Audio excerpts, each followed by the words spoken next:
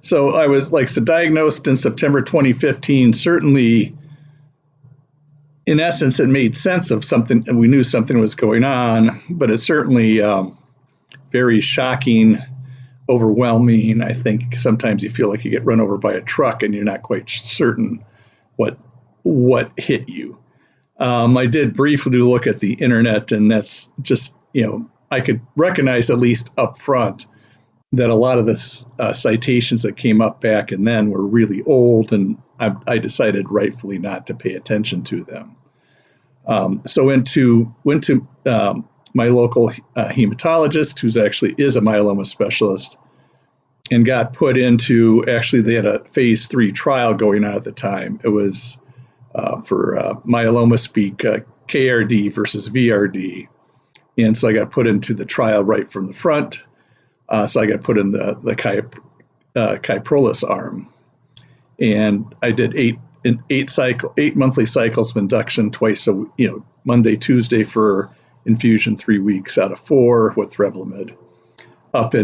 It was done locally, so it's about 10 miles away. So after the first trip or two, I had somebody drive me, but then I could realize I could actually drive myself to and from the appointments.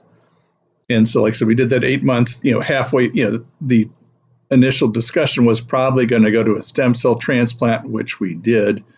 So it was mentioned early on as this is most likely where it's going to go. That would have been September. Let's say around January, they started to say, yeah, we should get you into stem cell transplant, which I then subsequently had done starting in May, carrying into June of 2016 at Mayo, Rochester. And so the treatments, they went well. Back at that, my doctor was at the Edina clinic, so I don't know if you can say where you're at or whatever else.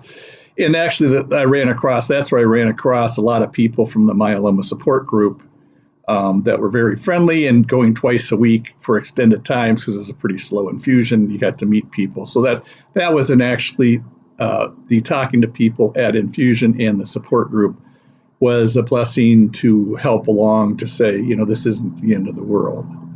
And so I started going to the support group, I think in October of 2015, based on, Blair recommending it and, just in a couple other people I saw there.